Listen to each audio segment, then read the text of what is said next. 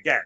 Yes, we will get game number 2 tomorrow here, Tony Mejia, in which it resembles a lot about this Miami-Philadelphia series that we were just talking about here. We've got the Phoenix Suns kind of looking unstoppable against these Dallas Mavericks. They're heading to Dallas, though, so much like Philadelphia, a little home cooking, sight lines, but will it be enough? Have you seen anything in this series that leads you to believe that Dallas can get this to at least 6 or 7 games?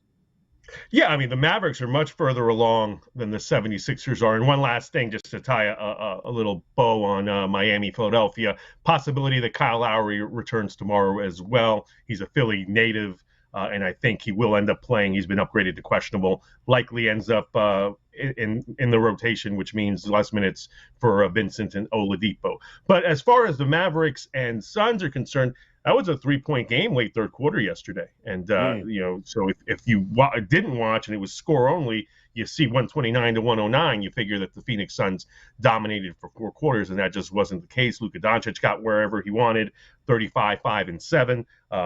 Dinwiddie off the bench didn't really play well. So now you go home and you expect better performances from Dinwiddie and Brunson alongside Doncic, and then you're hoping that you can get another big shooting game out of Maxi Kleber, who has been the X factor in a number of playoff games. DeAndre Ayton was in foul trouble in game 2, so he wasn't as effective as he's been throughout this postseason. And again, it was just a monster fourth quarter from both Chris Paul and Devin Booker. And if you're not going to be able to clog both of those guys up, you got to at least stop one of them. Otherwise, it's going to be curtains, be it Dallas in Phoenix or in Alaska. So, that's really the case for the Phoenix Suns tomorrow, is to get both Booker and Paul going. And for the Mavericks, you want to keep both of them from going off the way they did in the fourth. Yeah, the scary part here, Rob, is that it's 2 games back and forth that I kind of thought that what we were going to get from Dallas from a defensive perspective, that there was no way, right, Phoenix was going to be able to continue to shoot and do the types of things that they obviously have no problem doing again in game 2. So it's no wonder it's been a while since Dallas has actually been able to handle this ridiculous mid-range shooting Phoenix Suns team that seems to hit everything. But what do you think? Back home, can they get a game or 2 here? Well, I would think that they've got an opportunity for 1, Joe, but I don't think they can get 2. I mean, the more you watch this series, the more you think that the matchup favors the Phoenix Suns, and the more I'd be inclined to maybe look at, maybe playing Phoenix in 5 games right now. I think it probably ends there when they get back to Phoenix. The shooting is nothing new for Phoenix, right? They're number 1 in the NBA this season, 49.8%. I mean, when you go through a season and shoot almost 50% from the floor, 82 games, that's pretty strong. And then they walk into the playoffs and they have not had a single game as of yet where they've shot below 50. Every game has been above 50. Yesterday was extraordinary. Second half was extraordinary. I think something where yesterday's second half was concerned, Joe, there were so many fouls in the first half, so many guys in foul trouble, that personally I went ahead and played an in-game at halftime for that second half to go over, just thinking that by the time the fourth quarter rolled around, everybody's going to have 5 and nobody's going to want to foul. And certainly points were plenty for Phoenix, 71 in the second half. They seem a step quicker or 2. Tony's absolutely right about Luka. Luka can get whatever he wants against just about anybody, but DeAndre Ayton wasn't even a force last night. And you're getting the contributions from Jay Crowder on Phoenix that you didn't get against New Orleans. Bridges has played really well. The bench is playing pretty well. So I don't know. To me, Dallas getting 1 game seems like the max in this series. If they're going to stay in it, you got that cornered animal theory in game 3. Maybe Dallas gets that 1. But Phoenix went to New Orleans 3 times in the prior series, all in a very, very small price range. And they wound up winning 2 of 3 in New Orleans. So I'd have to think the same is for them here. The difference with New Orleans is they won 1 in Phoenix, so they got to extend it to 6. Dallas didn't get that one in Phoenix. I think the total also, Joe, we saw last night, Dallas is going to play small ball the entire series. It's all they have, and they're going to launch the threes. And it just leads to overs. It just leads to overs because Phoenix shoots so well. 238 points last night once again. I did not check the total before we came on. I think I saw maybe 219, 220. 219 and a half, yep. And it seems like 219 and a half, even though they keep jacking it up. Watching these games, it seems a little bit low.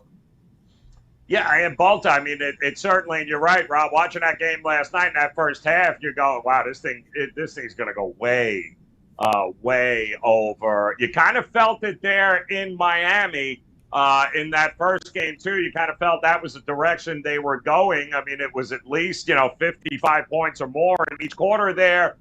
It'll be interesting to see. Now we're seeing the market 210.5 for that Miami Sixers game now, 219.5. So we're starting to see the market adjust upward, but maybe, just maybe, it gets to a point where settle down. It's not going to be that crazy forever. But that graphic we showed up earlier regarding how well the Phoenix Suns have been shooting the ball here and what they did yesterday.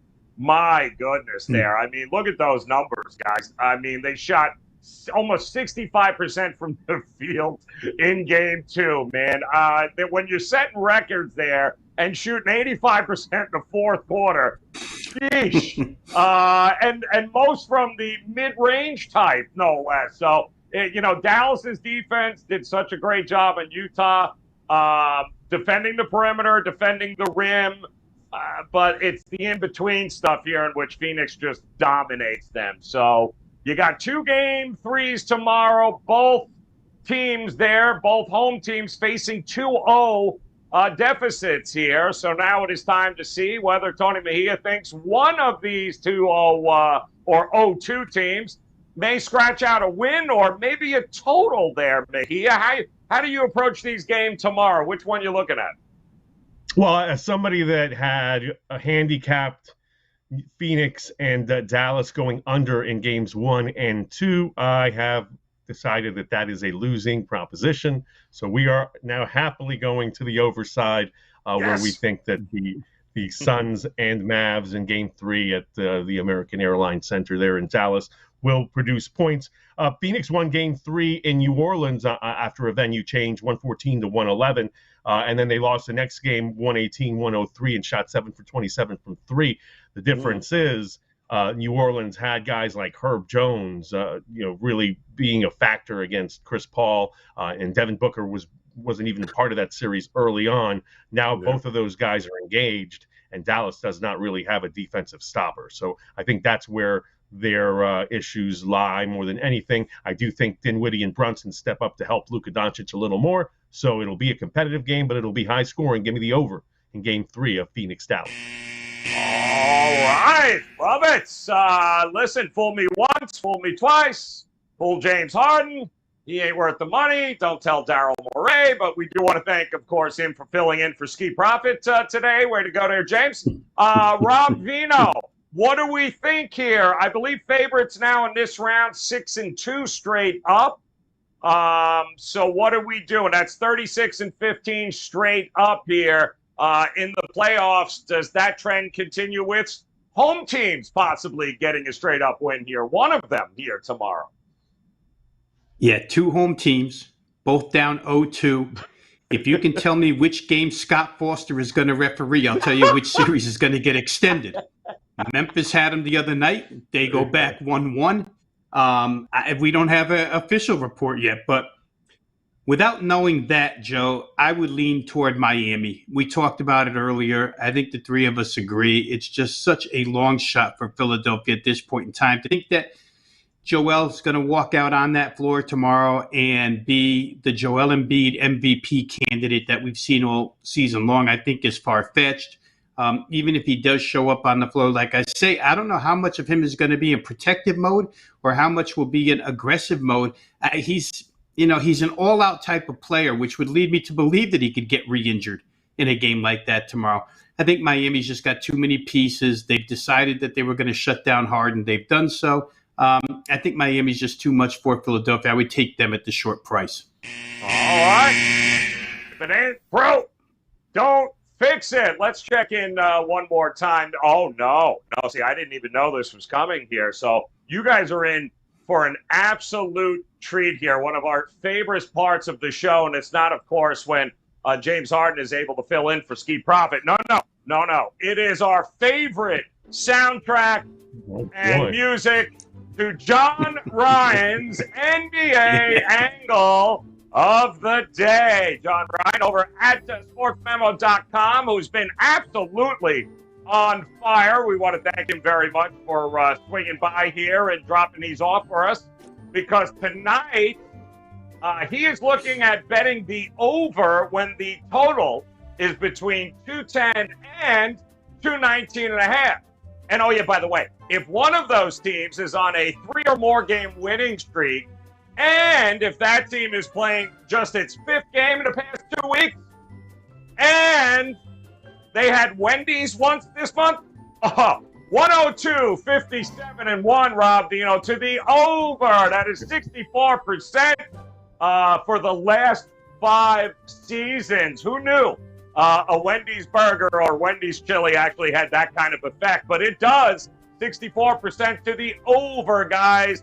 That's where John Ryan heading tomorrow night. Miami Heat and the Philadelphia 76ers. You guys should head on over to WagerTalk.com when you get a chance, because, well, best bets are locked and loaded for both Tony Mejia and Rob Dino. Huge weekend, not only in the NBA, guys, but MLB in full effect right now.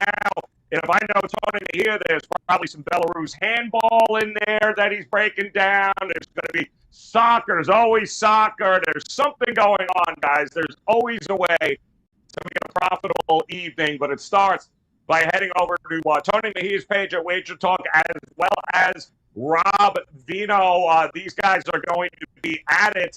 We do also just want to ask Ski, and we want to thank him for participating in the show today.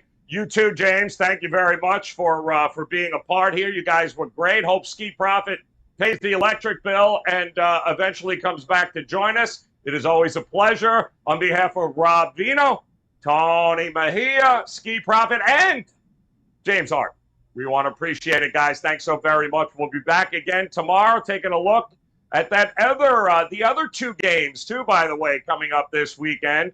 Maybe those series going to be just a tad bit closer than the ones that we're going to have tomorrow night. But until then, on behalf of Rob Dino and Tony Mejia, Ski Profit, guys, appreciate the time. Best of luck with your plays tonight. We'll talk to you again tomorrow. Good luck.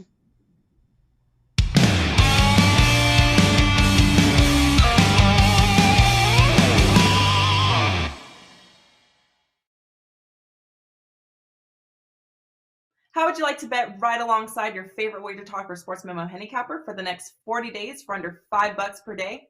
Well, we have you covered.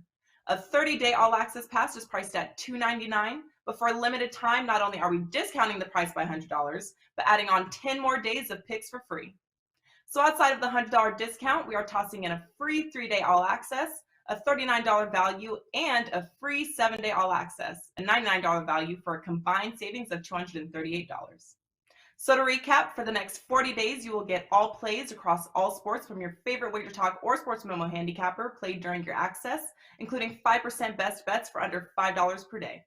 Have an existing all-access pass? No worries, as your 40 days will not begin until your current package expires.